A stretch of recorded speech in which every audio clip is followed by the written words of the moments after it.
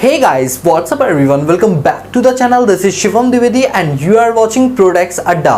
दोस्तों आज हमारी क्लास नंबर 39 सैलरी की है क्लास नंबर 21 और आज हम करने के लिए जा रहे हैं ICAI के मॉड्यूल के बचे हुए क्वेश्चंस।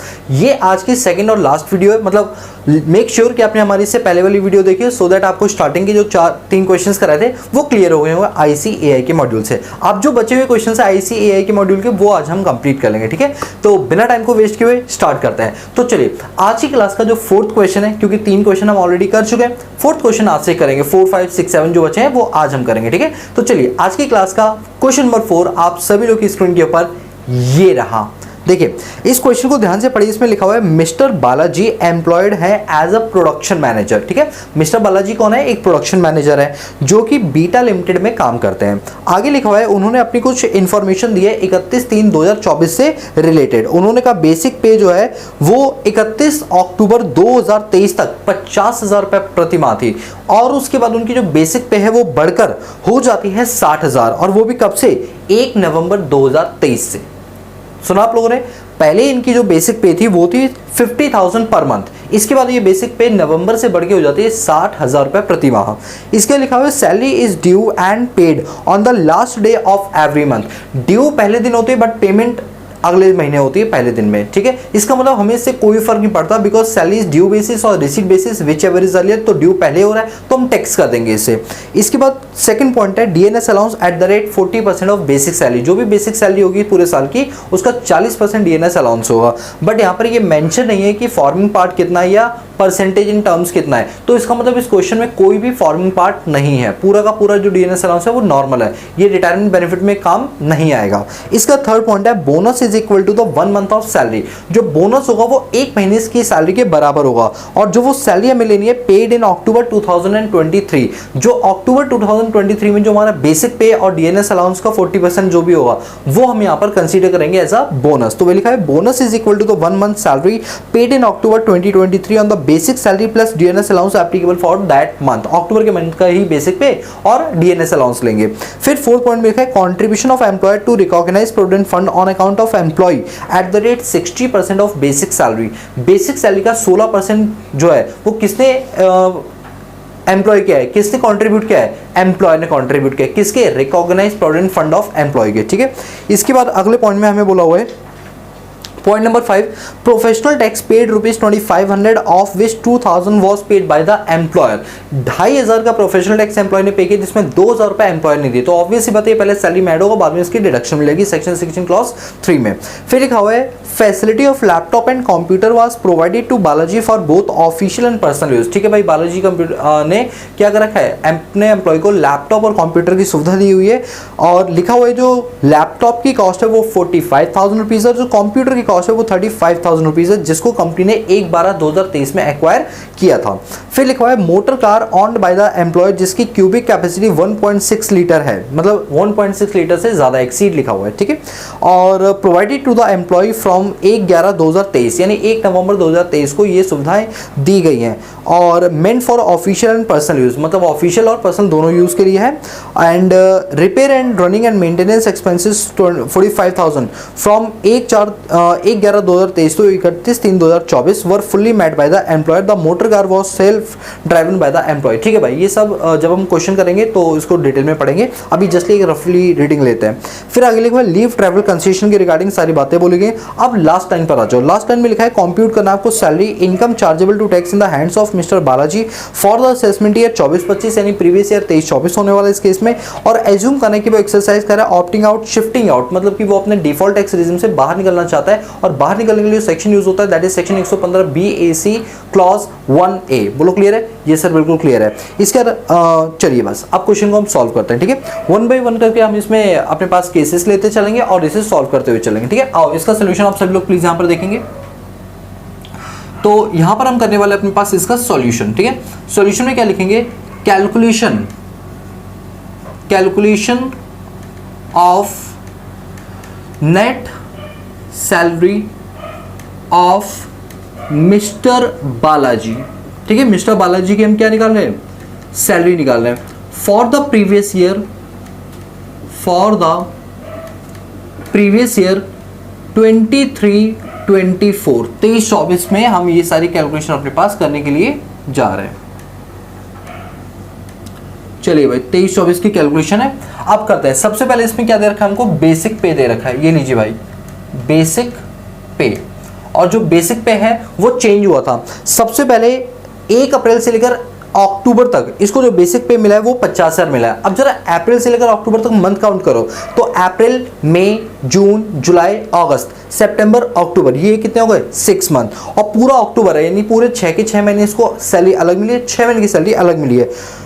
तो हम लिखेंगे बेसिक पे 50,000 इंटू में 6, और इसके बाद इसकी बेसिक पे बढ़कर हो गई है 60,000 रुपए अगले 6 महीने के लिए, अगले 6 महीने के लिए। तो ये आपका बन जाएगा 5 6 30 यानी 3 लाख, और ये बना 6 6 36 यानी 3,60,000। तो ये टोटल अमाउंट बनेगा 6,60,000, 6,60,000 रुपए। इसके बाद क्वेश्चन ने आपको बोल रखा है डीएनएस अलाउंस के बारे में, डीएनएस अलाउंसेस।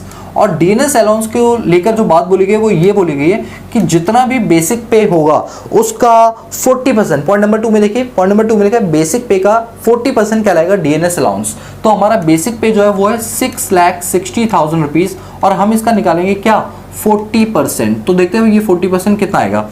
तो 6,60,000 का 6,60,000 का 40%, this is 2,64,000, this is 2,64,000 rupees, 2,64,000 का आ गया हमारा क्या डीएनएस अलाउंसेस आ गया। ठीक है, इसके बाद चलिए आ गया।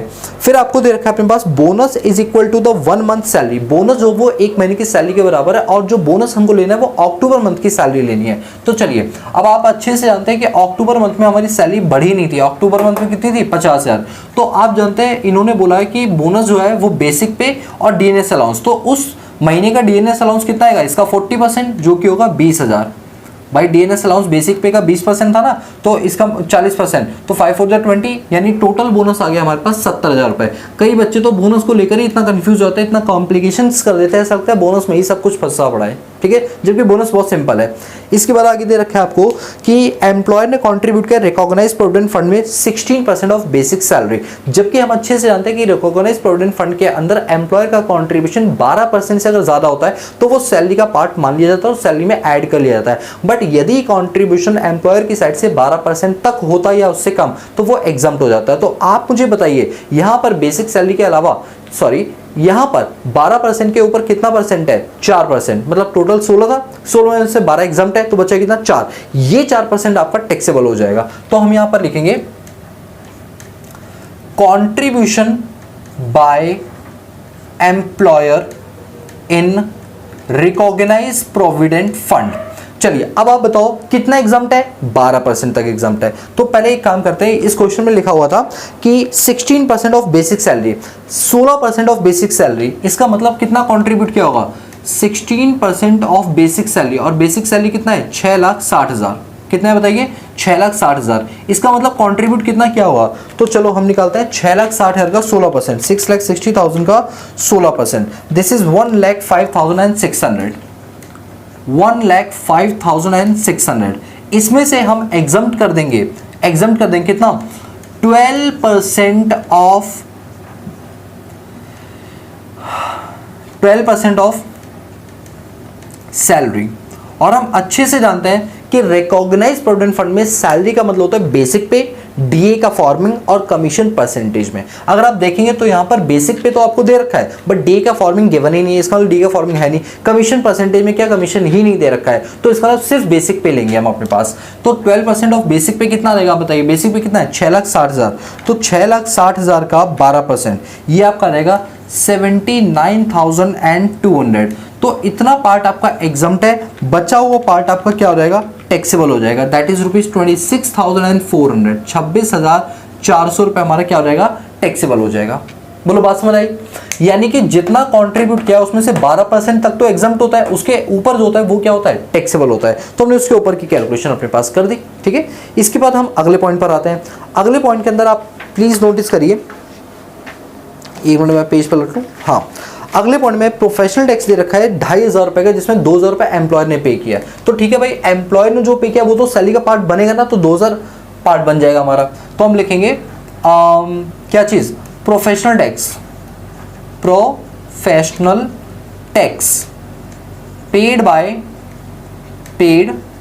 बाय एम्प्लॉयर, कितना 2000 रुपये, 2000 रुपये का प्रोफेशनल टैक्स एम्प्लॉयर ने पे किया, वो उसकी सैलरी में शामिल हो गया और जब डिडक्शन मिलेगी तो पूरे 2,500 की मिल जाएगी। ठीक है, इसके बाद है facility of laptop and computer were provided to Balaji for official and personal use, cost of the laptop 45,000, computer 35,000, acquired by the company on 1 December 2023। देखिए अब एक बात बताइए, मैंने आपको परक्यूजिट में पढ़ाया भी था कि अगर एक एम्प्लॉयर अपने एम्प्लॉय को कोई लैपटॉप की सुविधा देता है, यूज करने के लिए देता है या कंप्यूटर यूज करने के लिए देता है, उसका वैल्यू ऑफ परक्यूजिट नील आता है, क्योंकि जनरली एम्प्लॉयर जब एम्प्लॉय को लैपटॉप वगैरह यूज करने को देते हैं तो वो जनरली अपना ही काम घर में करवाते हैं, तो इससे एम्प्लॉय को कोई बेनिफिट नहीं मिलता, तो इसलिए वैल्यू ऑफ परक्यूजिट उनका नील होता है। तो फिर भी मैं यहां पर लिखूंगा क्या, फैसिलिटी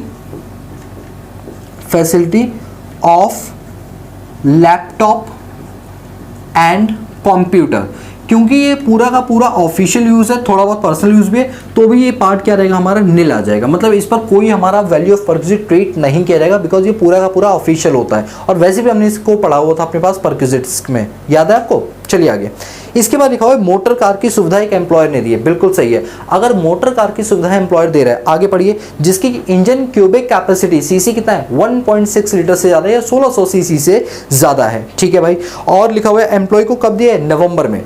मुझे एक बात बताओ, ये कार की सुविधा कितने महीने के लिए दी गई है, अगर 1 नवंबर को दिए तो नवंबर, दिसंबर, जनवरी, फरवरी, मार्च, 5 महीने के लिए ये सुविधा दी गई, 5 मंथ्स के लिए, जिसमें जो रनिंग एक्सपेंसेस है, रिपेयर एंड मेंटेनेंस चार्ज 45,000 रुपये, ये कौन बियर कर रहा है, उस 5 महीने के जो 45,000 रुपये रनिंग चार्ज आए हैं या रिपेयर चार्जेस है वो एम्प्लॉयर बियर कर रहा है। इट मीन्स कार किसकी है, एम्प्लॉयर की है, खर्चे भी कौन बियर कर रहा है, एम्प्लॉयर बियर कर रहा है, बट यूज कौन कर रहा है, एम्प्लॉय कर रहा है, पर्सनल और ऑफिशियल दोनों जगहों पर। और हमने पढ़ा था पर्सनल और ऑफिशियल दोनों जगहों पर अगर होता है तो अगर कार की क्यूबिक कैपेसिटी जो है वो 1.6 लीटर से कम होती है तो 1,800 रुपये पर मंथ लेते हैं, और अगर 1.6 लीटर से ज्यादा होती है तो 2,400 रुपये पर मंथ लेते हैं। तो यहां पर जो फैसिलिटी ऑफ कार है, फैसिलिटी ऑफ मोटर कार है, इसके अंदर हम क्या लेने वाले हैं, इसके अंदर हम लेंगे अपने पास 2,400 रुपये प्रति माह फॉर 5 मंथ्स। 5 मंथ्स हम इसलिए लेंगे बिकॉज यहाँ पर उसको 1 नवंबर को ये कार की सुविधा मिली तो मार्च तक 5 महीने होता है, और हमें पता है कि 1.6 लीटर से ऊपर होने पर 2,400 रुपये का परक्यूजिट माना जाता है प्रति माह, और ड्राइवर अगर साथ में होता तो 900 रुपये हो जाता। फिलहाल इसको ड्राइवर नहीं मिला तो हम ड्राइवर वाली कॉस्ट उसमें शामिल नहीं करेंगे।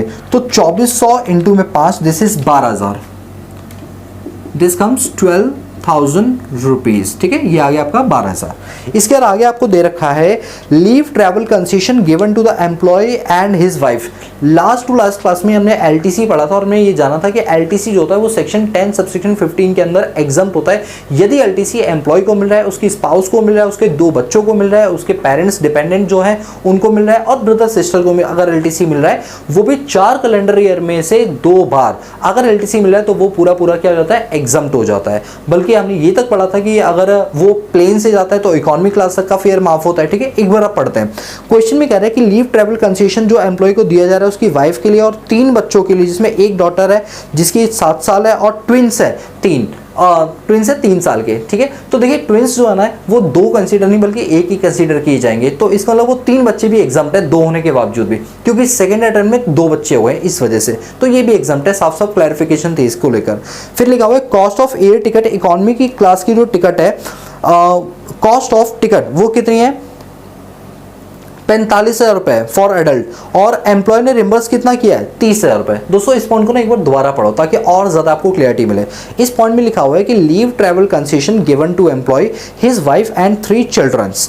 Cost of ticket, economy class की जो टिकट है, कॉस्ट ऑफ टिकट जो है इकोनॉमी क्लास से वो लोग गए थे, रिम्बर्स बाय द एम्प्लॉयर ₹30,000, यानी एम्प्लॉयर ने अपने एम्प्लॉय से कहा तुम घूमने जाओ, जो खर्चा होगा मैं पे करूंगा। एम्प्लॉयर ने कितना पे किया, 30,000 रुपए पे किया। आगे लिखा है for adult and 45,000 for 3 childrens. ठीक है, एम्प्लॉयर ने जो है 30,000 रुपए एडल्ट्स के मतलब हस्बैंड वाइफ के और 45,000 रुपए बच्चों के नाम का पे किया है, और बच्चों में तीनों बच्चों, सर 3 ही, 2 बच्चों की एग्जाम्पशन मिलती है। हाँ बेटा आप सही कह रहे हो, बट सेकंड जो है वो ट्विंस हुआ है इसलिए वो 3 नहीं बल्कि 2 ही कंसीडर किए जाएंगे।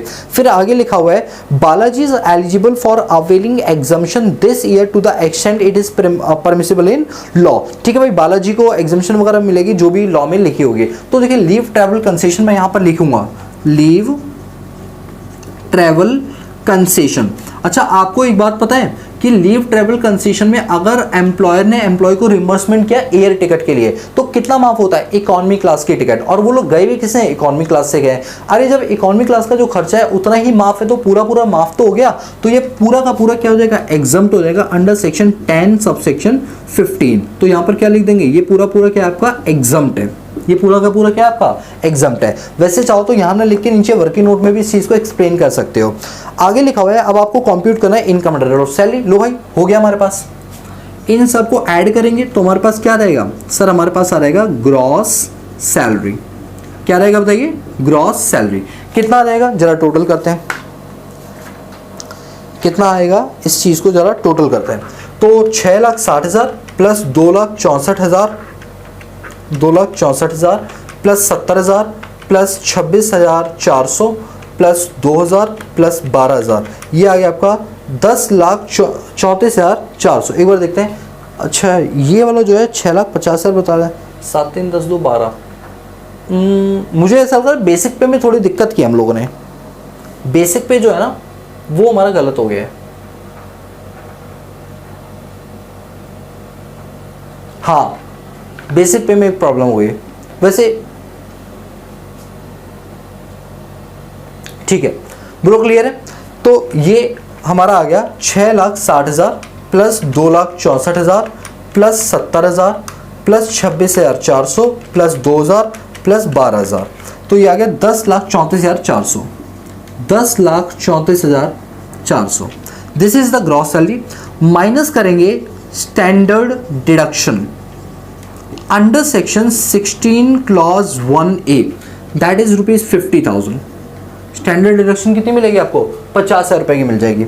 इसके बाद आपको सेक्शन 16 क्लॉज 3 प्रोफेशनल टैक्स की डिडक्शन मिल जाएगी। याद है 2,000 रुपये एम्प्लॉय ने पे किया और 500 रुपये उन्होंने किया, टोटल हुआ 2,500। तो 2,500 रुपये की टोटल डिडक्शन मिलती है, इससे ज़्यादा की मिलती भी नहीं है। ठीक है, तो यहाँ से आपकी आ जाएगी क्या? Net salary. लीजिए भाई, नेट सैलरी आ गई आपकी, माइनस कर दो 50,000 माइनस कर दो 2,500, सो दिस इज 9,81,900 रुपीज। ठीक है, ये आ गई आपकी नेट सैलरी। बताइए, एवरीथिंग इज फाइन? नोट करोगे? एक बार स्क्रीनशॉट ले लो, फिर हम अगले क्वेश्चन की ओर चलेंगे। लो भाई जल्दी से स्क्रीनशॉट ले लो इसका। चलिए अब हम बात करेंगे अपने पास अगले क्वेश्चन की, that is question number 5 of module. मतलब क्वेश्चन नंबर 5 हमारे मॉड्यूल का है। ठीक है, हमारी सीक्वेंस हमारे अकॉर्डिंग चलेगी। ठीक है, जो अभी तक हमने किया, बट मॉड्यूल का क्वेश्चन नंबर 5 है। ठीक है, तो आप सब लोग के सामने क्वेश्चन नंबर 5 ये रहा। चलिए पढ़ते हैं। क्वेश्चन नंबर 5 में लिखा है from the following detail find out करनी है आपको salary chargeable to tax for the assessment year 24-25 means previous year 23-24। आगे assuming he exercise the option of shifting out the default tax regime provided under section 115 BAC clause 1A, यानी यहाँ पर जो assessee है वो अपने आप को पुराने टैक्स रिजिम की ओर ले जाना चाहता है और नए टैक्स रिजिम से छुटकारा पाना चाहता है, शिफ्टिंग आउट करना चाहता है। इट मीन्स उसे जो डिडक्शन नहीं मिलती वो अब मिल जाएगी। फिर लिखा हुआ है यहाँ पर mister X is a regular employee of Rama and company. ठीक है भाई, मिस्टर एक्स जो है वो रमा एंड कंपनी के रेगुलर एम्प्लॉय हैं और वो गुड़गांव में है।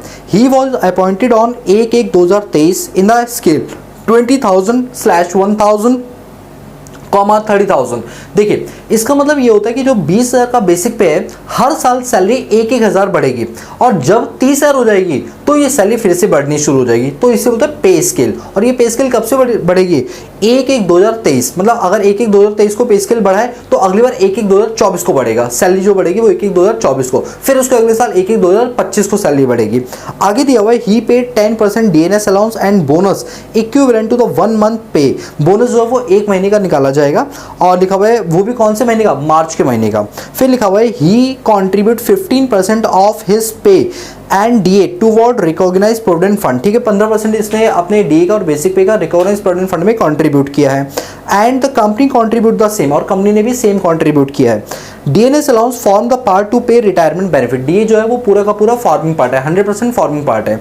फिर लिखा हुआ है he provided free housing facility which has been taken on rent by the company ₹10,000 per month. He is also provided with the following facility. अच्छा, 10,000 रुपए जो है कंपनी रेंट के पे करती है ताकि वो अपने एम्प्लॉय को क्या दे पाए, रहने के लिए घर दे पाए।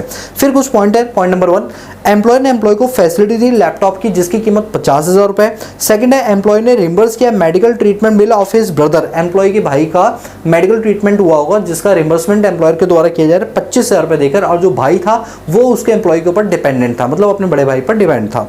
थर्ड पॉइंट है, monthly salary ₹1,000 of house keeper is reimburse bye the company, company ने रिम्बर्समेंट किया है हाउस कीपर की फैसिलिटी, जो हाउस कीपिंग की फैसिलिटी होती है ना, तो एम्प्लॉय को दी होगी तो उसकी रिम्बर्समेंट की होगी, पेमेंट की होगी। आगे लिखा हुआ है फोर्थ पॉइंट में, a gift voucher of ₹10,000 on the occasion of his marriage anniversary, employee की यानी मिस्टर एक्स की मैरिज एनिवर्सरी थी जिसको सेलिब्रेट करने के लिए एम्प्लॉयर ने 1,000 रुपये लिफाफे में रख कर दिए। ठीक है, आप ऐसा बोल सकते हैं, सॉरी 10,000 रुपये लिफाफे में रख के दिए। फिर लिखा हुआ fifth point, convince allowance of ₹1,000 per month is given by the company toward actual reimbursement of the convenience spend on the official duty, company ने ऑफिशियल ड्यूटी के परफॉर्म करने के लिए कन्वेंस अलाउंस दिया है, किसको, एम्प्लॉय को दिया है 10,000 रुपये का, 1,000 रुपये पर मंथ, सॉरी, तो साल का हो गया 12,000। फिर लिखा हुआ ही is provided personal accidental policy for which premium 5,000 is paid by the company, 5,000 रुपये का प्रीमियम कंपनी पे करिए एम्प्लॉय के बिहाफ पे। ही is getting telephone allowance ₹500 per month, ठीक है भाई, 500 रुपये पर मंथ के हिसाब से उसे मिला टेलीफोन अलाउंस। आगे लिखा है, चलिए बस इतना ही है। तो ये क्वेश्चन समझना है, अभी हमने क्वेश्चन की रफ रीडिंग ली, अब एक एक करके चीज़ों को पढ़ेंगे। तो पहले अपनी हेडिंग डालेंगे, solution, calculation of net salary of mister x for the previous year 23-24। हम सबसे पहले क्या निकालेंगे, हम सबसे पहले निकालेंगे बेसिक पे। क्या निकालेंगे, बेसिक पे। ध्यान से देखना, बेसिक पे में सबसे ज़्यादा कंफ्यूजन होती है बच्चों को यहाँ पर, क्योंकि क्वेश्चन में लिखा हुआ है मिस्टर एक्स एक रेगुलर एम्प्लॉय गुड़गांव के अंदर जिसको अपॉइंट किया गया 1/1/2023 को, तब उनकी सैलरी थी 20,000। अच्छा, हमारा प्रीवियस ईयर क्या है, 23-24, तो प्रीवियस ईयर जो 23-24 है वो कौन से शुरू हुआ, 1 अप्रैल से, और खत्म कब होगा, 31 मार्च 2024 को। मुझे बताइए 1 अप्रैल 2023 को उसकी सैलरी कितनी होगी, 20,000, और वो फिर कब चेंज होगी, 1 साल बाद 1/1/2024 को चेंज होकर 1,000 से बढ़ जाएगी। पे स्केल दे रखा ना 20,000/1000, तो हो जाएगी 21,000, यानी 20,000 रुपये की सैलरी कब तक रही उसकी, अप्रैल, मई, जून, जुलाई, अगस्त, सितंबर, अक्टूबर, नवंबर, दिसंबर और जनवरी की 1 तारीख को तो वो बढ़ ही जाएगी। यानी कितने हो गए, 5 और 4 9, 9 मंथ की जो सैलरी ली जाएगी वो 20,000, और बचे हुए 3 मंथ की जो सैलरी ली जाएगी वो 21,000, क्योंकि उसकी 1 तारीख को, 1 जनवरी को उसकी सैलरी बढ़ जाती है। तो यानी यहाँ पर हम बेसिक पे लेंगे 20,000 रुपये इंटू में 9, और उसके बाद उसका बेसिक पे बढ़ के हो जाता है 21,000 रुपये इंटू में 3। ठीक है, ये वाला पॉइंट समझ आया। बेसिक पे कब बढ़ा है उसका, 1 जनवरी को, तो 1 जनवरी से पहले बनते हैं 9 महीने, 9 महीने का बेसिक पे 20,000 था, फिर उसका बेसिक पे बढ़ के 21,000 यानी 1,000 से बढ़ जाता है। ठीक है, तो ये आपका हो जाता है 21,000 इंटू में 3, और ये कितना रहेगा 1,80,000, तो ये आपका आ गया 2,43,000। तो बेसिक पे आ गया आपका 2,43,000 रुपीज़। फिर आएगा हमारे पास DNS अलाउंस, क्या आएगा बताओ, DNS अलाउंस आ जाएगा। ठीक है, DNS अलाउंस उसने बोला था क्वेश्चन में, इसी वाले पार्ट में आप पढ़ेंगे आगे, he is paid 10% DA, 10% DA, यानी कि बेसिक पे का कितना परसेंट, 10%, जो कि पूरा का पूरा फॉर्मिंग है। मैं यहाँ पर लिख देता हूँ 10% ऑफ बेसिक पे, और बेसिक पे कितना हमारा 2,43,000, तो ये आ जाएगा 24,300 रुपये। रुपीज़ का साइन में हर जगह लगाते हुए चलूंगा। ठीक है, इसके बाद आगे दे रखा है हमको बोनस, और बोनस को लेकर एक पॉइंट बोला गया है, वो क्या, इसी में आगे लिखा हुआ है and bonus equivalent to the 1 month, 1 महीने की जो सैलरी होगी वो बोनस के बराबर होगी, और वो जो 1 महीने की सैलरी हमको लेनी है वो मार्च के महीने की लेनी है। मुझे एक बात बताओ, इसकी सैलरी मार्च के महीने में कितनी थी, 21,000। बच्चे गलती करके 20,000 ले सकते हैं, लेकिन नहीं, 21,000 रुपये लेनी है, क्योंकि उसने साफ साफ बोला है based on the salary of March every year. ठीक है, तो यहाँ पर मार्च महीने की सैलरी, तो हम लिखेंगे मार्च बेसिक पे, और मार्च का जो बेसिक पे है वो कितना था, 21,000 रुपीज़, तो यहाँ पर 21,000 रुपये को हम ऐड कर देंगे एज अ बोनस। मतलब क्लियर है, कोई दिक्कत नहीं। मैं स्पीड थोड़ी फास्ट इसलिए रख रहा हूँ क्योंकि हम ऑलरेडी इतनी क्लासेस ले चुके हैं, हमारे कॉन्सेप्ट बहुत ज़्यादा बिल्डअप है, तो हमें ज़्यादा टाइम नहीं लगाना क्वेश्चंस में। ठीक है, चलो आगे इसमें पढ़ेंगे हम। लिखा हुआ है कि he contribute 15% of his pay DNS allowance toward the recognised provident fund. ठीक है भाई, बेसिक पे और DA का 15% एम्प्लॉयर ने कॉन्ट्रीब्यूट किया। लाइन दोबारा पढ़ो, कोई बात नहीं, दोबारा पढ़ लो। ही कॉन्ट्रीब्यूट, ही मतलब है एम्प्लॉयर, एम्प्लॉयर कंट्रीब्यूट कर रहा है 15% बेसिक पे का और डीएनएस अलाउंस का रिकॉग्नाइज प्रोविडेंट फंड में। अच्छा, ही का मतलब वो था मिस्टर एक्स, सॉरी, ठीक है, मिस्टर एक्स इतना कंट्रीब्यूट कर रहा है और कंपनी भी सेम कर रही है, ठीक है, रिकॉग्नाइज प्रोविडेंट फंड में। बट मैं अभी रिकॉग्नाइज प्रोविडेंट फंड का पॉइंट यहाँ पर नहीं लिख सकता। सर क्यों? क्योंकि आरपीएफ जब हम निकालते हैं ना रिकॉग्नाइज प्रोविडेंट फंड में, तो उसके अंदर जो सैलरी ली जाती है, अच्छा एक मिनट, अभी हम निकाल तो सकते हैं? यस, बिल्कुल निकाल सकते हैं। चलो आ जाओ भाई। तो हम यहाँ लिखेंगे contribution by employer in recognise provident fund, ठीक है। रिकॉग्नाइज प्रोविडेंट फंड में कितना कंट्रीब्यूट किया है? 15% ऑफ बेसिक पे एंड डीए, 15% ऑफ बेसिक पे एंड डीए। तो 15% ऑफ 2,43,000 प्लस 24,300, इन दोनों को मिला दो, ठीक है। तो 2,43,000 प्लस 24,300, ये आपका आ जाएगा 2,67,300। इसका 15% निकाल लो, दिस इज 40,995। मैं फिर से एक बार करके देख लेता हूँ।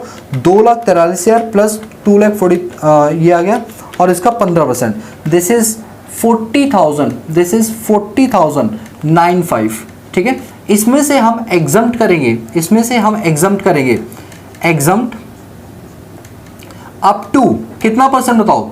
12%। आपको बताया था ना 12% तक क्या होता है? एग्जम्प्ट होता है। अब 12% किसका? बेसिक पे का, डीए का फॉर्मिंग कमीशन परसेंटेज में, क्योंकि कमीशन परसेंटेज में देन देनी रखी, डीए का फॉर्मिंग पार्ट पूरा ही है, तो सेम यही आ जाएगा इसमें भी। तो 2,43,000 प्लस 24,300, इसका कितना परसेंट? 12%, this is 32,076, 32,076। तो ये माइनस करके आ जाएगा 40,095, दिस इज 8019, दिस इज 8019, ठीक है। तो 8019 की हमारे पार्ट क्या रहेगा? टैक्सेबल हो जाएगा। 8019 से क्या हो जाएगा बताइए? ये हमारा पार्ट टैक्सेबल हो जाएगा, ठीक है। इसके बाद अब हम आगे चलते हैं। इसके बाद आगे हमको क्या दे रखा है? प्रोविडेंट फंड वाला पॉइंट तो हो गया, कहाँ गया भाई पॉइंट? हाँ, इसके बाद हमको दे रखा है अपने पास, he is provided housing facility given by rent by the company 10,000 per month. Housing यानी आरएफए, रेंट फ्री अकोमोडेशन। तो चलिए रेंट फ्री अकोमोडेशन की बात करते हैं, तो मैं थोड़ा सा नीचे करके लिखूंगा रेंट फ्री एकोमोडेशन। अच्छा, ये ना बड़ा कंफ्यूजिंग पॉइंट है, क्योंकि हमको ऐसा लगता है कि 10,000 इंटू 12 कर दें। नहीं दोस्तों, बिल्कुल नहीं। पहली बात, लाइन दोबारा पढ़ो, लाइन पढ़ो एक बार क्वेश्चन की। क्वेश्चन में लिखा है ही इज प्रोवाइडेड, मतलब कंपनी प्रोवाइड कर रही है उसको हाउसिंग फैसिलिटी, जिसका रेंट कंपनी कितना दे रही है? 10,000 रुपये पर मंथ।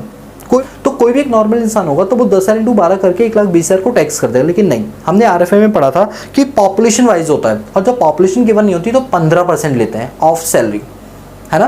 25 लाख के ऊपर की पॉपुलेशन मानते हैं। अब जो सैलरी का मीनिंग होता था यहाँ पे आरएफए में, वो क्या होता था कि बेसिक पे, डीए और जो भी बोनस कमीशन है, all type of taxable allowance होता था ना।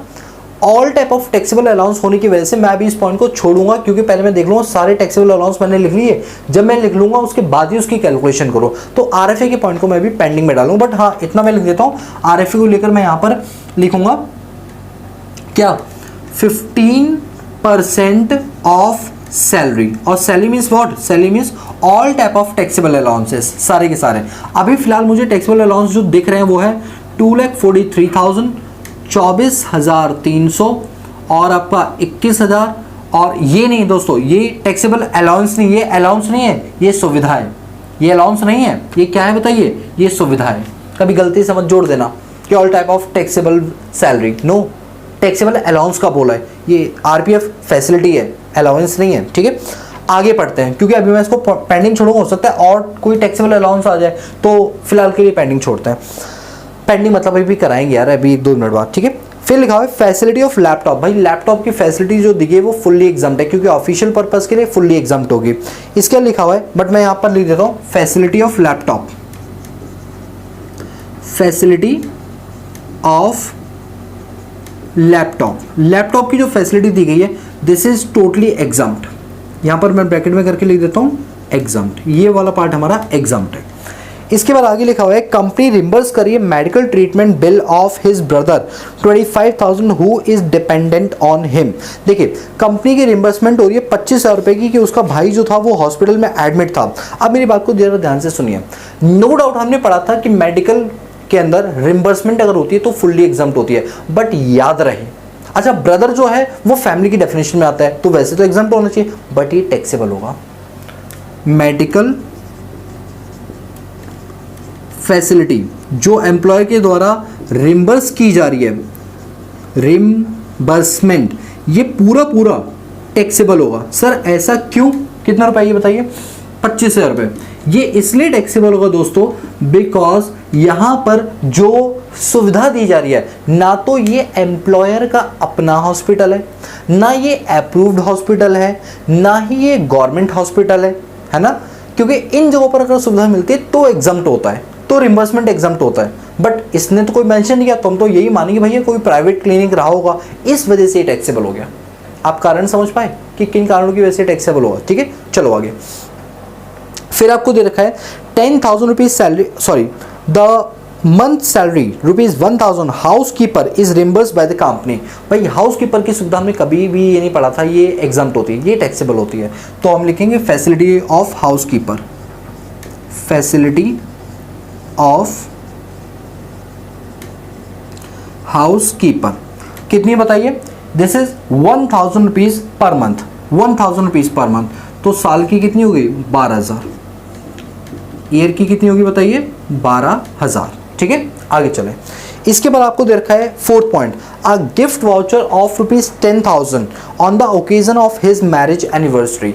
10,000 रुपए का गिफ्ट जो है वो मैरिज एनिवर्सरी पर दिया गया है। तो भाई देखिए 5,000 तक का गिफ्ट होता ना तो ये माफ कर दिया जाता, बट क्योंकि गिफ्ट 5,000 से ज्यादा है तो फुल्ली टैक्सेबल हो जाएगा। तो यहां पर लिखेंगे गिफ्ट, ब्रैकेट में लिखूंगा इन एक्सेस ऑफ ₹5,000। 5,000 से ज़्यादा का गिफ्ट है इसलिए ये पूरा पूरा टैक्स हो जाएगा, तो 10,000 रुपये हमारे पूरे पूरे टैक्स हो जाएंगे।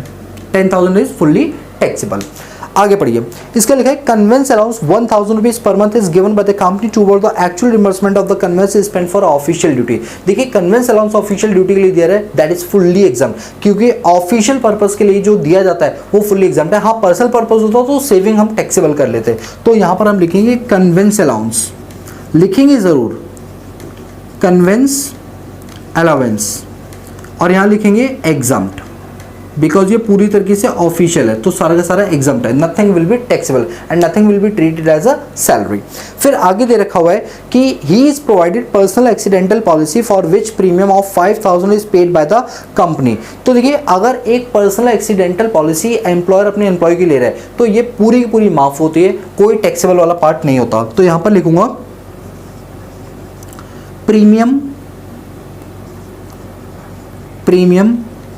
Of accidental policy, premium of accidental policy, this is entire amount is exam, क्योंकि सरकार कहती है भाई इस टाइप की चीज़ें तो एम्प्लॉयर करवा रहा है, बहुत भले की बात है, फुल एग्जाम करो, कोई भी चीज़ टैक्स नहीं की जाएगी।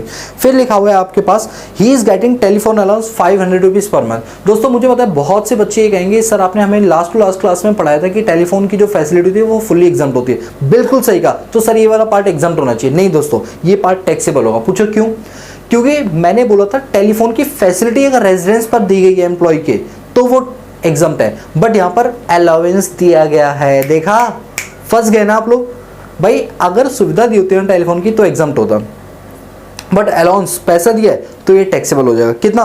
500 रुपीज पर मंथ। तो यहां पर लिखेंगे टेलीफोन फैसिलिटी, टेलीफोन फैसिलिटी, कोई डेट नहीं दे रखी यानी पूरे साल भर फैसिलिटी दी होगी, तो ये आपका आ जाएगा 6,000 रुपीज, 6,000। अब आ जाते हैं यहाँ पर आरएफए के ऊपर। देखिए आरएफए का जो ये पॉइंट है ना, रेंट फ्री एकोमोडेशन का, दोस्तों मैं आपकी जानकारी के लिए बता दूं, यहाँ पर 15% ऑफ सैलरी निकाला जाएगा जो ट्रीट किया जाएगा as a value of perquisite. जब सैलरी निकालते हैं तो सैलरी में बेसिक पे, डीए पूरा पूरा, कमीशन, बोनस और all type of taxable allowance होता है। देखिए मैंने ये 3 चीजें ले ली है, बट मैंने ये आरपीएफ नहीं ले, क्योंकि ये क्या है यार, एक टाइप का परक्यूजिट है, ये अलाउंस नहीं है।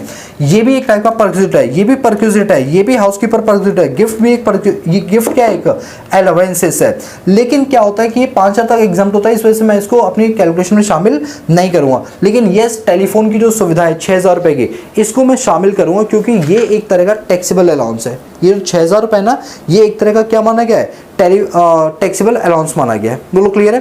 तो मैं इसको जरूर शामिल करूंगा अपने पास। ठीक है, तो ये लीजिए 6,000 को यहाँ पर ऐड कर दूं, यहाँ पर 6,000 को ऐड कर दो और 15% निकाल लो, ठीक है। तो 2,43,000 प्लस 24,300 प्लस 21,000 प्लस 6,000 का 15%, दिस इज 44,145, 44,145। अब हम इसका टोटल कर देंगे तो हमारे पास आ जाएगा हमारी ग्रॉस सैलरी। क्या आ जाएगी? Gross salary. तो एक बार निकालते हैं, 2,43,000 24,300 plus 21,000 8019 plus 11,145 plus 25,000 plus 12,000 plus 10,000 plus 6,000, ये आपका आएगा 3,93,464 रुपीज़, 3,93,464। इसमें से हम एग्जम्प्ट कर देंगे क्या? स्टैंडर्ड डिडक्शन, ठीक है, लेस कर देंगे सेक्शन 16 क्लॉज 1A की स्टैंडर्ड डिडक्शन, जो कि कितनी होने वाली है? 50,000, जो कि कितनी होने वाली है बताइए? 50,000 होने वाली है, माइनस कर देंगे। इसके बाद सेक्शन 16, अच्छा इसमें प्रोफेशनल टैक्स था क्या? क्वेश्चन में देखकर नहीं था, तो इसीलिए यही हमारी क्या बन जाएगी? Net salary. इसी में से 50,000 माइनस कर दो, this is 3,43,464। So this is your net salary. ये आपकी आ गई नेट सैलरी। बताइए, ये क्वेश्चन से बनाया, बड़ा ही सिंपल है, बस थोड़े से लॉजिक आपको पता होने चाहिए, ठीक है। तो जल्दी से इसे नोट करो, फिर चलते हैं अगले क्वेश्चन की ओर। चलिए अब हम बात करें क्वेश्चन नंबर 6 आईसीआई के मॉड्यूल की। तो चलिए क्वेश्चन आप सभी लोग के सामने ये रहा, चलिए पढ़िए मेरे साथ। क्वेश्चन में, you are required to compute the income from salary of mister Raja under default tax regime, मतलब कि वो न्यू टैक्स रेजिम को फॉलो कर रहे हैं, ठीक है। इसके आगे आपको दे रखा है from the following particular for the year ended 31 मार्च 2024, और उनके ये पर्टिकुलर्स आपको दे रखे हैं क्वेश्चन में, ठीक है। जैसे फर्स्ट पॉइंट है, ही रिटायर ऑन 31/12/2023, ठीक है भाई, वो 31/12/2023 को रिटायर हो रहा है। इसका मतलब उन्होंने अपनी जो टोटल सर्विसेज दी वो 10 मंथ्स की दी है, सॉरी 9 मंथ्स की दी है, क्योंकि देखिए अप्रैल, मई, जून, जुलाई, अगस्त, सितंबर, अक्टूबर, नवंबर एंड दिसंबर, तो 5 और 4 9 हो गए। 9 मंथ्स की उन्होंने सर्विस देकर वो रिटायरमेंट उन्होंने ले ली है। और लिखा हुआ है कि रिटायर हो 31/12 को और उनकी एज हो गई 60 साल। चलिए भाई ठीक है, 60 साल हो गए। After putting in 25 year and 9 months, 25 साल 9 महीने उन्होंने जॉब की है, ठीक है। अगर हम ग्रेचुटी वगैरह निकालेंगे तो राउंड फिगर में इसको 26 ले लेंगे। लिखा हुआ है एक प्राइवेट कंपनी में, वो भी कहां पर है? दिल्ली के अंदर है, ठीक है। यानी कुल मिला के उसने 25 साल 9 महीने क्या किए? जॉब किया। Second point, he was paid a salary 25,000 rupees per month and house rent allowance of rupees 6,000 per month. He paid 6,500 rupees per month क्या? Rent during the tenure of service, ठीक है। जब तक वो उसने जॉब की उसको इशारे वगैरह मिला और उसने रेंट वगैरह अपने पास पे किया हुआ है। थर्ड पॉइंट है, on the retirement he was paid a gratuity of rupees 3,50,000। Retirement के वक्त उसके एम्प्लॉयर ने उसको ग्रेचुटी के लिए 3.5 लाख रुपए दिए हैं और he was covered by the payment of gratuity 1972, यानी वो 1972 वाले एक्ट के अंदर कवर हो रहा है। He had not received any other gratuity at any point time earlier other than this gratuity. इससे पहले उसने कभी कोई ग्रेचुटी नहीं ली है, ये पहली बार है कि उसको ग्रेचुटी का अमाउंट मिला है। इट मींस वो 20 लाख की जो एग्जम्पशन लिमिट है वो 20 लाख पूरी रहेगी, वो रिड्यूस नहीं होगी। थर्ड पॉइंट दे रखा है, he has accumulated leave of 15 days per annum. एक साल में 15 दिन की उसको छुट्टियां मिलती थी during the period of his service. जब वो जॉब करता था तो एक साल में उसे 15 दिन की छुट्टी अलाउड होती थी करना, जिसके लिए उसकी सैलरी कटेगी नहीं। फिर आगे लिखा है that he was encashed by him at the time of his retirement, और जब वो रिटायर हुआ तो जितनी उसने छुट्टियां नहीं ली थी अनअवेड लीव, उसका उसने इनकैश करवा लिया, बोले तो लीव इनकैशमेंट। लिखा हुआ है a sum of rupees 3,15,000 was received by him in this regard, और इस वजह से उसको लीव इनकैशमेंट के तौर पे 3,15,000 रुपए की राशि दी गई है। Employer allowed 30 days leave per annum, एक साल में 30 छुट्टियों से ज्यादा अलाउड इनकम टैक्स से एम्प्लॉयर भी नहीं करेगा। आगे लिखा हुआ है he is receiving 5,000 age pension, ठीक है भाई, उसको 5,000 रुपए की क्या मिल रही है? पेंशन मिल रही है। On 1/2/2024 he accumulate 60% of his pension and receive 3 lakh rupees as a commuted pension. उसने 60%, 100% जो पेंशन है उसमें से 40% अनकम्यूट किए, 60% उसने कम्यूट करा लिए, जिसकी वजह से उसको 3 लाख रुपए कम्यूटेड पेंशन के नाम पर मिल रहे हैं। The company presented him with a gift voucher of ₹5,000 to his retirement. उसको गिफ्ट वाउचर 5,000 रुपए की मिल रहा है अपने रिटायरमेंट के वक्त। His colleagues also gifted him a mobile phone worth ₹50,000 for their on contribution. उसके आस पड़ोस के जो कलीग्स थे वो उसके जाने से इतने खुश हुए कि बेचारे उनको फोन दे रहे हैं कि रिटायरमेंट के बाद तुम फोन ले जाओ, बस तुम चले गए, हम इसी से बहुत खुश है। चलिए ठीक है भाई, अब आपको क्या निकाल के दिखानी है, इसमें नेट सैलरी निकाल के दिखानी है। किसकी? मिस्टर राजा की। चलिए तो हम करते हैं calculation of net salary of mister Raja. Raja Raja बोले तो रे समाजा, ठीक है, राजा की निकालेंगे। चलिए फॉर द प्रीवियस ईयर 23-24 निकाले। चलो पढ़ते हैं जरा। तो पहला पॉइंट अब ध्यान से पढ़ेंगे, वो रिटायर कब हो रहा है? 31/12/2023 को, ठीक है, 31/12/2023 को वो रिटायर हो रहा है। मैं यहाँ पर एक चार्ट बनाऊंगा, ये हमारा 1/4/2023 और एंड हो रहा है 31 मार्च 2024 को, और वो यहाँ पर रिटायर हो रहा है। यहाँ पर मतलब कहाँ पर रिटायर हो रहा है? डेट है 31/12, तो लीजिए 31 दिसंबर को वो यहाँ से रिटायर हो रहा है। मैंने आर लिख दिया, यानी उसने जो सर्विसेज दी हैं वो टोटल 9 मंथ्स की दी हैं। बचे हुए जो 3 मंथ्स हैं उसने अपनी रिटायरमेंट प्लान कर लिया, तो वो रिटायर होकर अपना चला गया। जनवरी फरवरी मार्च उसने कोई काम नहीं किया। इसके बाद लिखा हुआ है कि उसने टोटल सर्विस अपनी 25 साल 9 महीने दी। कितनी? 25 साल 9 महीने की दी, वो भी दिल्ली के अंदर as a private employer job की है। फिर लिखा हुआ है second point, he paid a salary 25,000 per month. ठीक है भाई, उसकी सैलरी कितनी है? 25,000 रुपये पर मंथ। तो यहां पर लिखेंगे हम अपने पास बेसिक पे 25,000 रुपीज पर मंथ। उसने 9 महीने, क्योंकि हमारा प्रीवियस ईयर 23-24 है तो 9 ही महीने तो जॉब की होगी, तो 9 महीने की सैलरी कितनी आ जाएगी? बेसिक पे कितनी आ जाएगी? तो ये आपका रहेगा 25,000 इंटू में 9, this is 2,25,000, this is rupees 2,25,000 rupees. ठीक है, इसके बाद आगे लिखा हुआ है एंड हाउस रेंट अलाउंसेस। इसको साथ के साथ क्या मिल रहा है? हाउस रेंट अलाउंस मिल रहा है, वो भी कितना? ये मिल रहा है उसको 6,000 रुपये पर मंथ। चलिए भाई ठीक है, तो हम यहां पर लिखेंगे हाउस रेंट अलाउंसेस। क्या लिखेंगे? House rent allowances. इसको एचआरए की एग्जम्पशन ही नहीं मिलेगी। सर ऐसा क्यों? बिकॉज एचआरए की एग्जम्पशन के लिए आपका डिफॉल्ट टैक्स रेजिम से ऑप्ट होना जरूरी है। और क्वेश्चन की स्टार्टिंग लाइन क्या लिखी है कि ये अपने आप को उसी स्कीम में रखना चाहता है, न्यू वाली में, तो इसको एचआरए का बेनिफिट नहीं मिलेगा, एग्जम्पशन का नहीं मिलेगा, तो एचआरए पूरा टैक्स हो जाएगा। तो एचआरए कितना है सर? HRA 6,000 per month. तो लीजिए भाई 6,000 रुपये पर मंथ है, 9 यानी 54,000 रुपये टैक्स हो जाएगा। सर इसका मतलब एचआरए की जो डिडक्शन होती है, जो आपने हमें पढ़ाई थी सेक्शन 10 सेक्शन 13 रूल 2A, वो सिर्फ क्या ओल्ड टैक्स रेजिम वालों को मिलती है, ये जो शिफ्टिंग आउट करे? यस दोस्तों, ये न्यू टैक्स रेजिम वालों को नहीं मिलती है। यही तो मैं आपको बोलना चाह रहा था कि दोस्तों फंस मत जाना। ठीक है, आइए प्लीज। इसके बाद आपको आगे क्या दे रखा है? इसमें आगे आपको दे रखा है कहाँ गया भाई क्वेश्चन मेरा? हाँ, इसके बाद आपको आगे दे रखा है third point, on the retirement उसको ग्रेचुटी मिली है 3.5 लाख रुपए, और वो ग्रेचुटी एक में कवर था। चलिए यहां पर हम बात करेंगे ग्रेचुटी की। किसकी? ग्रेचुटी। तो अब आप मुझे बताइए ग्रेचुटी कितनी मिली है? सर ग्रेचुटी जो मिली है इसको, वो मिली है 3.5 लाख रुपए की। चलिए भाई, ग्रेचुटी मिली है 3.5 लाख रुपए की, लेकिन हम अच्छे से जानते हैं कि ग्रेचुटी सेक्शन 10(10) के अंदर कुछ पार्ट एग्जम्प्ट करवा देता है। तो हम यहाँ पर माइनस करेंगे section number 10 sub section 10, list of the following will be exempt. सबसे पहला actual amount receive, actual gratuity receive, actual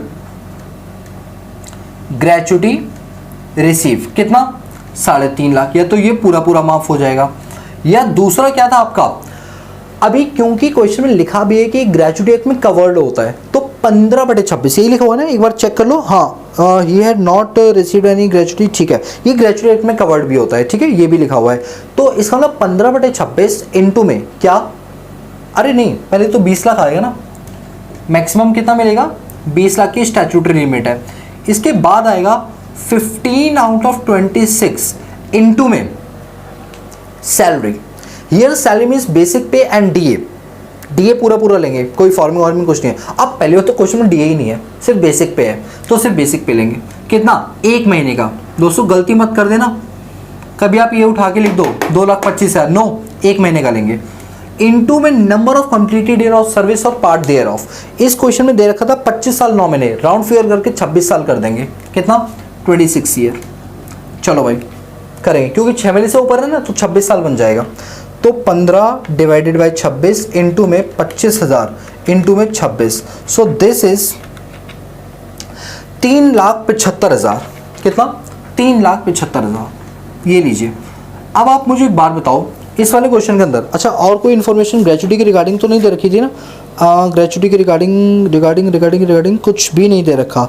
चलो भाई ठीक है, कुछ भी नहीं दे रखा।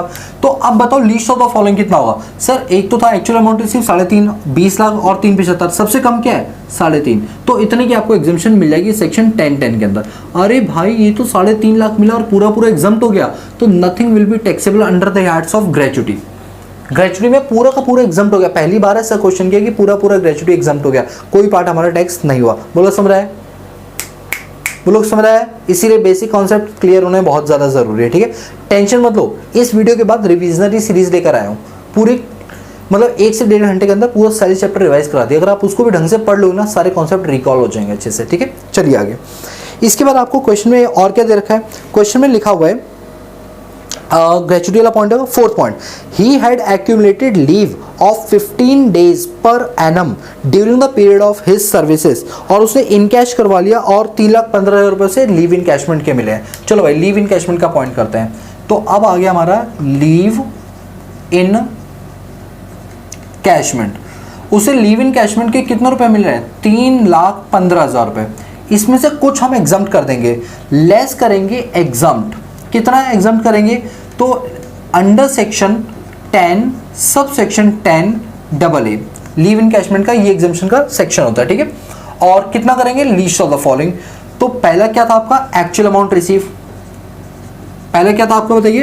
Actual amount receive, that is ₹3,15,000, 3,15,000। दूसरा क्या था? दूसरा था लीव इन कैशमेंट के अंदर, आई थिंक जो स्टैट्यूटरी लिमिट थी इसकी लीव इन कैशमेंट की, वो थी हमारी 20 लाख, ठीक है? 20 नहीं थी, 25 लाख थी, 25 lakhs। इसके बाद अगला था कि हमने कितनी लीव सैलरी जो है वो अपने पास अवेल की है, ठीक है? तो अब क्वेश्चन को अगर हम देखेंगे तो क्वेश्चन में लिखा हुआ है कि 30 डेज की इसमें अलाउ की गई है, 30 डेज तक की अलाउ है, और टोटल कितने दिन की मिलती थी? यहाँ पर लिखा हुआ है, कहाँ गया 15 डेज।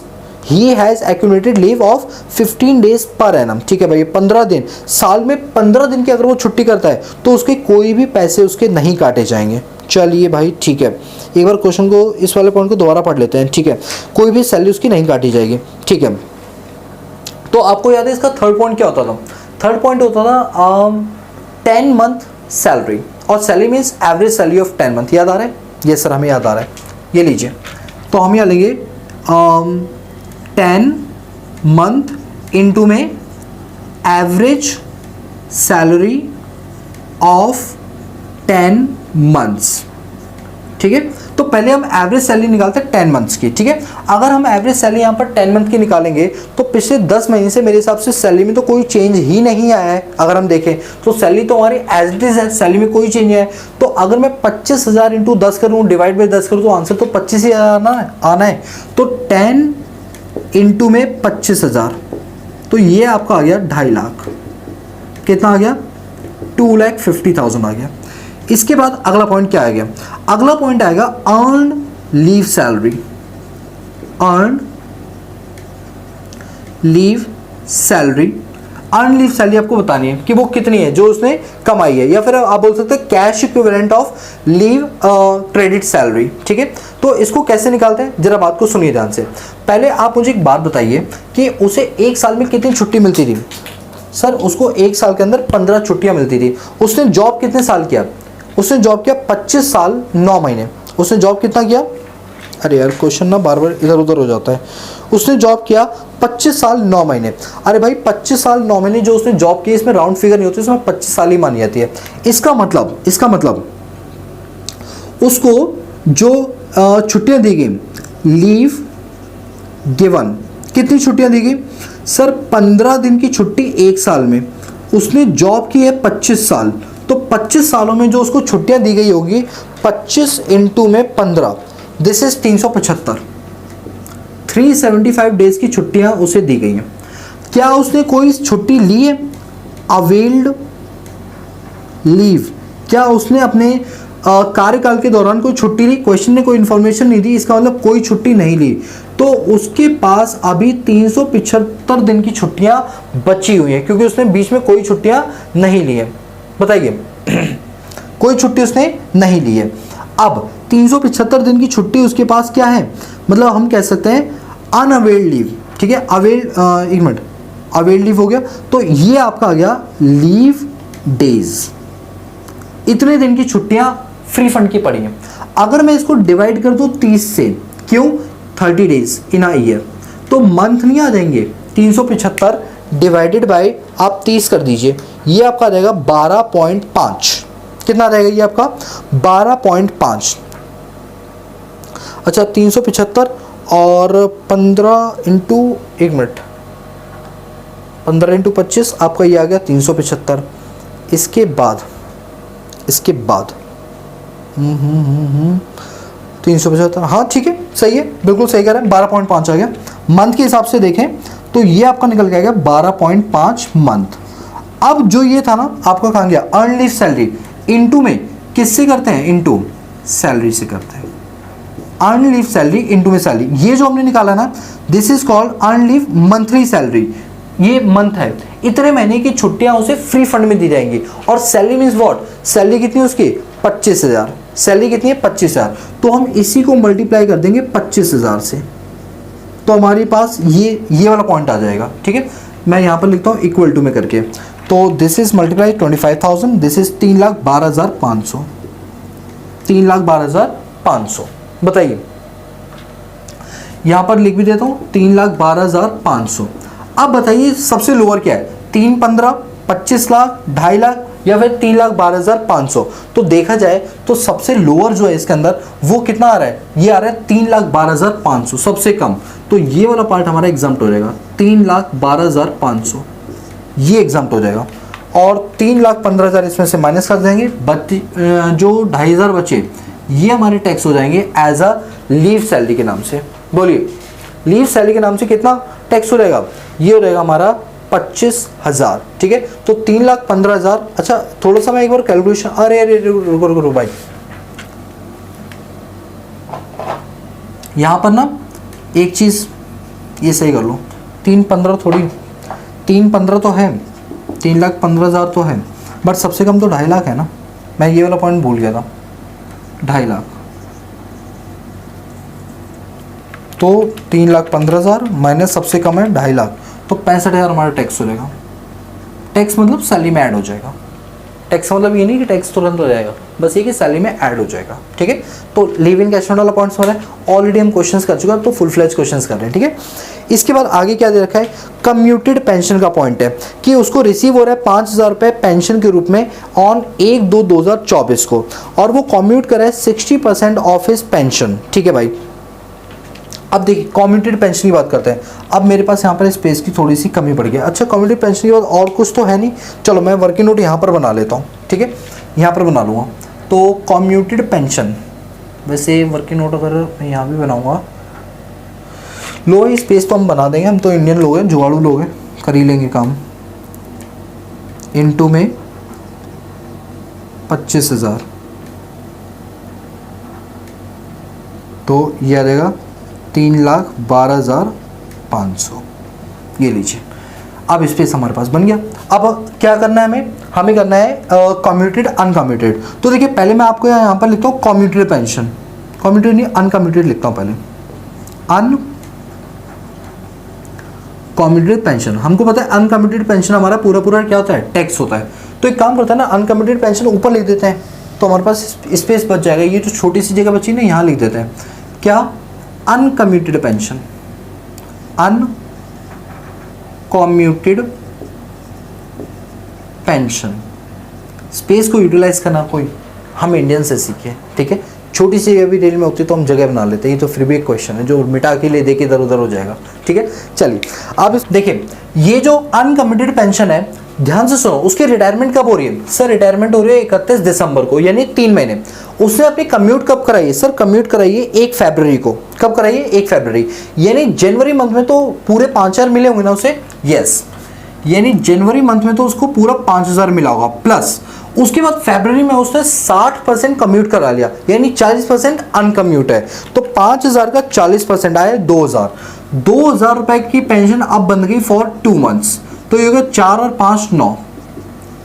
दोस्तों ये कैलकुलेशन उसी को समझ आए जैसे हमारे चैप्टर्स को बहुत डीप में पढ़ा होगा, एक एक वीडियो ध्यान से देखो वरना प्रॉब्लम आएगी, सीधी बात। ठीक है, अब हम बात करते हैं अपने पास कम्यूटेड पेंशन की।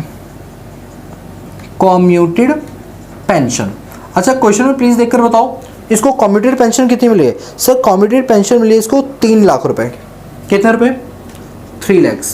इसमें से कुछ पार्ट आपका एग्जाम्प्ट हो जाएगा, लेस करेंगे एग्जाम्प्ट अंडर सेक्शन कौन सा? कम्यूटेड पेंशन का सेक्शन होता है दैट इज सेक्शन 10 ए। ठीक है, कम्यूटेड पेंशन का कितना एग्जाम्प्ट होता है?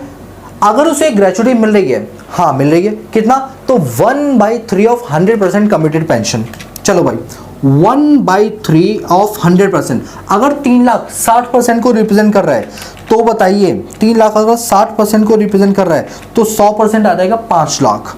तो 1/3 ऑफ 5 lakhs, तो डिवाइड कर दो 3 से, दिस इज 1,66,667, माइनस करेंगे 1,66,667, तो 3 लाख में से माइनस कर दो 166,667, so this is rupees 1,33,333।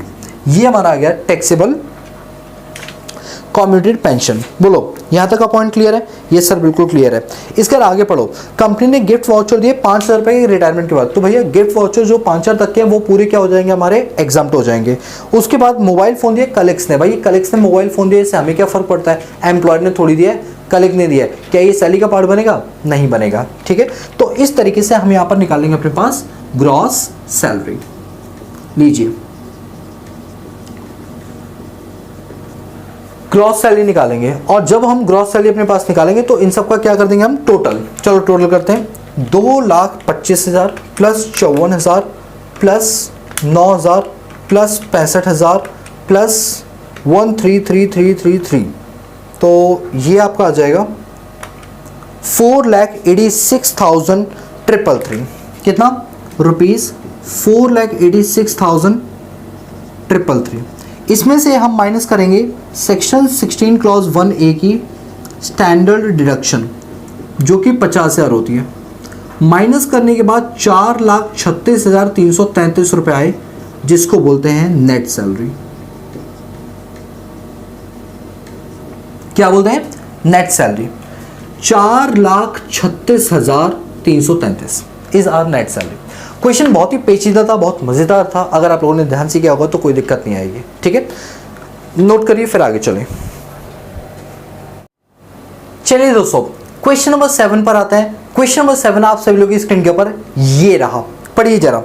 Question number 7 में लिखा है मिसेस आकांक्षा है सैलरीड एम्प्लॉय, फर्निश करिए अपनी following detail for the financial year 23-24।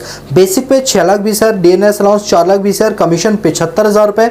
इसके बाद आपको दे रखा है एंटरटेनमेंट अलाउंस 9,000 रुपए, medical expense reimburse bye the employer 18,000, professional tax 50% employer ने पे किया है जो कि 4,000 है, health insurance premium paid by the employer 8,000 रुपए, gift voucher given by the employer on her birthday 10,000 है, life insurance premium of Akanksha paid by the employer 26,000 रुपए, laptop provided for use at home, actual cost laptop की employer ने जो है वो 45,000 रुपए निकाली है।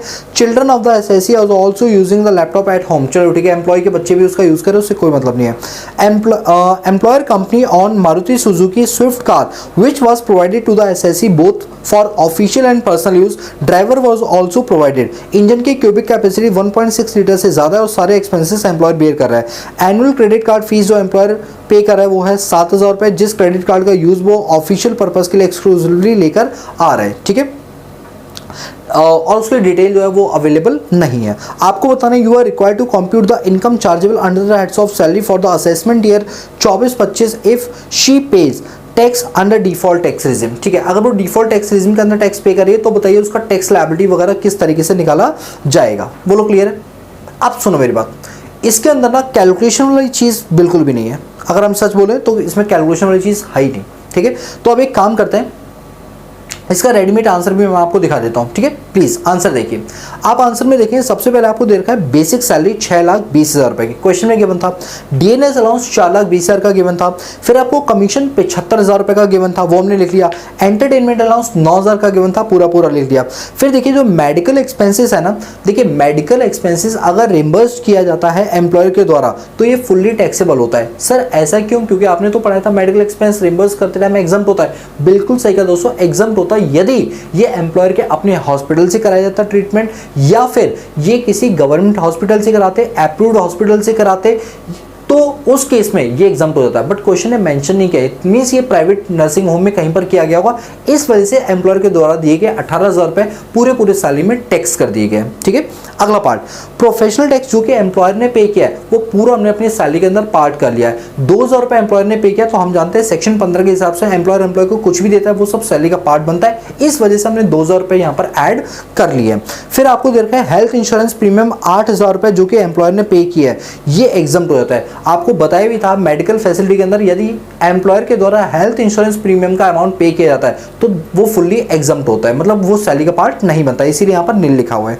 फिर है हमारे पास gift voucher given by the employer. अच्छा एक बात बताइए, अगर गिफ्ट वाउचर एम्प्लॉयर दे रहा है और उसकी कीमत 5,000 से ज्यादा है तो टैक्स होता था? यस सर, इसलिए 10,000 पूरा टैक्स किया गया है। फिर आगे लिखा हुआ life insurance premium of Mrs Akanksha paid by the employer is a taxable perquisite. Yes, देखिए लाइफ इंश्योरेंस प्रीमियम जो है ना वो आकांक्षा की अपनी खुद की लायबिलिटी है, उसको पे करना चाहिए, बट एम्प्लॉयर पे कर रहा है, तो ऐसे केस में ये फुल्ली टैक्सेबल हो जाएगा और सैलरी का पार्ट बन जाएगा। इसी वजह से 26,000 रुपए हमने सैलरी में अपने पास ऐड किए हुए हैं। इसके लिखा हुआ है लैपटॉप। देखिए भैया लैपटॉप की फैसिलिटी अगर यूज करने के लिए दी जा रही है, चाहे घर में हो चाहे ऑफिस में हो, वो फुल्ली एग्जम्प्ट होती है, टैक्सेबल नहीं होती है, इसीलिए यहाँ पर नील लिखा हुआ है। फिर है प्रोविजन ऑफ मोटर कार। देखिए मोटर कार की जहाँ तक बात है, ये मोटर कार की जो सुविधा उसको दी जा रही है उसकी क्यूबिक कैपेसिटी जो है वो 1600 सीसी से ज़्यादा है। कार एम्प्लॉयर की, खर्चे भी एम्प्लॉयर के, इस वजह से 2,400 रुपये पर मंथ के हिसाब से आपकी सैलरी में ऐड हो जाएंगे। तो 2,400 इंटू 12 प्लस आपको ड्राइवर मिला है तो ड्राइवर के आपको 900 रुपये अलग से देने पड़ेंगे। तो 2,400 इंटू 12 प्लस 900 इंटू 12 तो ये आपका गया 39,600 आपकी सैलरी का पार्ट बन गया। इसके बाद एनुअल क्रेडिट कार्ड है। भाई देखिए क्रेडिट कार्ड आपको जो दिया जा रहा है उसका सारा खर्चा एम्प्लॉयर पे कर रहा है, ऑफिस यूज के लिए, लेकिन उन खर्चों का कोई डिटेल, कोई ब्यौरा एम्प्लॉयर के पास नहीं है, ना ही एम्प्लॉयर ने उसके खिलाफ कोई सर्टिफिकेट इशू किया है और ना ही डे बाई डे के उसके पास डिटेल है। इट मींस ये एग्जाम्प्ट होने के बावजूद भी टैक्सेबल बन गए, पूरे के पूरे 7,000 रुपये एम्प्लॉय की सैलरी में ऐड हो जाए, क्योंकि उस खर्चे का कोई रिकॉर्ड एम्प्लॉयर के पास नहीं है और ना एम्प्लॉय ने दिया उसे। तो इन सबको ऐड करने के बाद हमारी ग्रॉस सैलरी बनी 12,26,600 रुपए की। इसमें से आप स्टैंडर्ड डिडक्शन को माइनस कर देंगे 50,000 तो बनेगी 11,76,600 रुपए की आपकी सैलरी बन जाएगी, नेट सैलरी। इस क्वेश्चन को सॉल्व मैंने इसलिए नहीं करा बिकॉज इसमें कोई कैलकुलेशन नहीं थी, तो सीधा सीधा समझाने वाला पॉइंट था और मैंने थोड़ा स्पीड में समझाया बिकॉज हम ऑलरेडी सैलरी में इतने ये सारे पॉइंट पढ़ चुके हैं, तो हमें अब टाइम वेस्ट नहीं करना। सो गाइस अभी हमने अपने पास ये जो मॉड्यूल है ना, इसके अंदर जो क्वेश्चंस थे, मॉड्यूल के अंदर जो क्वेश्चंस थे ये हमने पूरे कवर कर लिए सैलरी चैप्टर के। यहाँ पर सैलरी का चैप्टर विद मॉड्यूल कंप्लीट होता है। अब इसकी एक समरी वीडियो है, उसको आप बार बार देखेंगे। इसके बाद वाली वीडियो हमारी समरी वीडियो है, उसको अगर आप बार बार देखेंगे तो याद रखना हर चीज़ बिल्कुल दिमाग में प्रिंट हो जाएगी और हम यही चाहते हैं दिमाग में प्रिंट करना। बाकी इस चैप्टर के नोट्स आप बिल्कुल रेडी हो चुके हैं। आपको चाहिए टेलीग्राम पर जाइए, टैक्स अड्डा, प्रो टैक्स अड्डा के नाम से हमारे टेलीग्राम पे चैनल है, लिंक वैसे डिस्क्रिप्शन बॉक्स में दे रखा है। इनकेस अगर नहीं मिलता तो आप वहाँ जाके फ्री ऑफ कॉस्ट नोट्स को डाउनलोड कर सकते हैं। और इसके अलावा हमारे पास कुछ अपनी टेस्ट सीरीज है जिसके लिए आपको हमारी mobile application Google play store से डाउनलोड करनी पड़ेगी, जिसका नाम है इकोनॉमिक्स ईजी है। तो वहाँ पर भी कई सारे कोर्सेज वगैरह और जो टेस्ट सीरीज होते हैं इसके, वो सब आपको वहाँ पर मिल जाएंगे। ठीक है दोस्तों, so guys that's all about this video lecture series. So guys if you like the video give a big thumbs up and subscribe the channel and press the bell icon so that you notify all the time when I post new video on this YouTube channel. बाकी मिलते हैं next class में, तब तक के लिए peace out.